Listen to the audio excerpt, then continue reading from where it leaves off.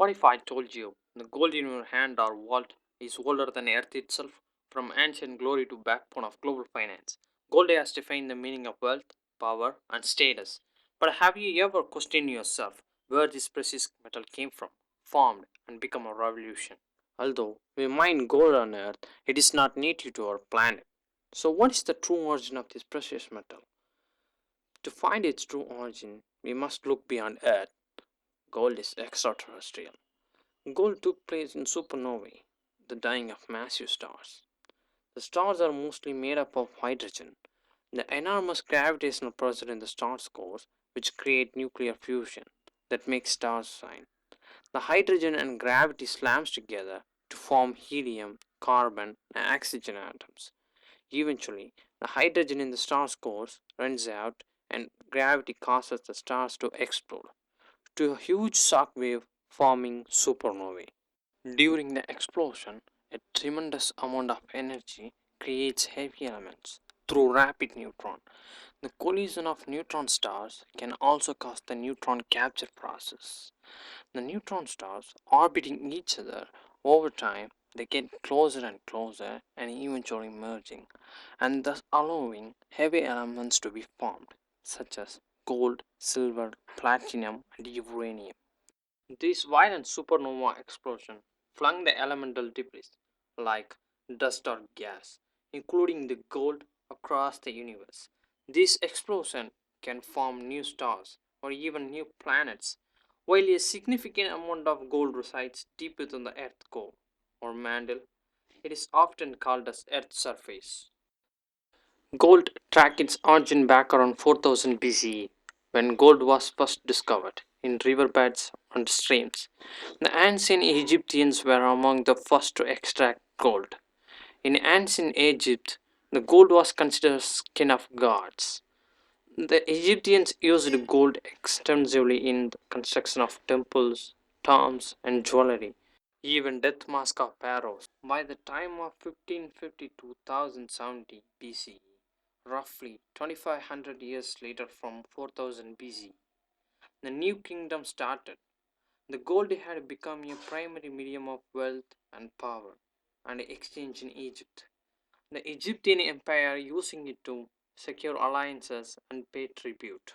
Then after Greek and Romans continued the tradition of gold as a symbol of power and wealth.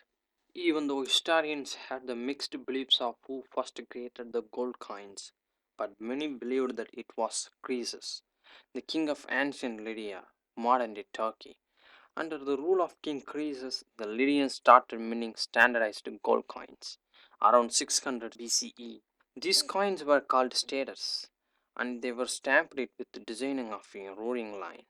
Along with the Lydians, both the Greece and Roman empires made significant advancement in gold coinage. The use of Greece gold coins encouraged trade and economic activity. After 554 years later, from 600 BCE, the Romans started minting large quantities of gold coins, called aureus, under the rule of Julius Caesar, around 46 BC. This was the standard Roman gold coins. In 312 AD, under the rule of Emperor Constantine, introduced new gold coins called solidus. The aureus were replaced by solidus. Both the aureus and solidus were widely circulated and played vital roles in functioning of the economic activity in ancient Rome. In the 19th century, gold standard became the foundation of international finance. Countries around the world pledged their currencies to a specific amount of gold, which stabilized exchange rates and global trade. In 1870 to 1900s, most of the world leading economies like the United States, the United Kingdom, Germany adopted the gold standard because the currency had no fixed value. Under this system, each country's currency directly linked to a specific amount of gold. International trade became more stable because exchange rates were fixed. This system remained in place until the outbreak of the World War I in 1914. Countries suspended the gold standard to print more money for the monetary flex to the war expenses. In 1932, the President of the United States, Franklin D. Roosevelt, entered the domestic gold standard, making it illegal for Americans to own gold coins or bars. People sell their gold to government for exchange of currency. During the World War II, before America officially entered the war, the United States became the supplier of oil, weapons, foods, and material to the Allied nations. Most countries were short on dollars, so gold was the universal payment method. Britain sent hundreds of tons of gold across the Atlantic to pay for American weapons, planes, ships, and fuel, which is nearly worth about approximately $2 billion of gold. In 1933, US had 6,000 metric tons of gold. To by the end of 1940, they had 20,000 metric tons of gold. This makes the United States to have the two-thirds of the world country's gold reserve. In 21st century, gold still remains a symbol of wealth and status, with its demand increasing in countries like India. India remains one of the largest consumer of gold. In India, gold is considered auspicious. Indian weddings are incomplete without gold jewelry, symbolizing prosperity and lifelong blessings. Today, a lot of countries holds a lot of gold by gold reserve.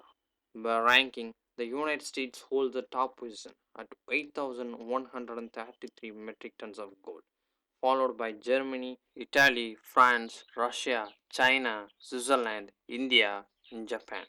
India holds at 8th position, 879 tons of gold by country's gold reserve. But according to the Morgan Stanley report, Indian households having 34,000 to 35,000 metric tons of gold, which is valued at whopping 3.8 trillion to 4 trillion dollars, which is nearly equivalent to Indian economy.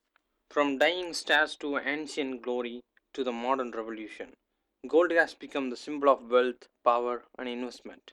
But its story isn't over. It's still shaping the world.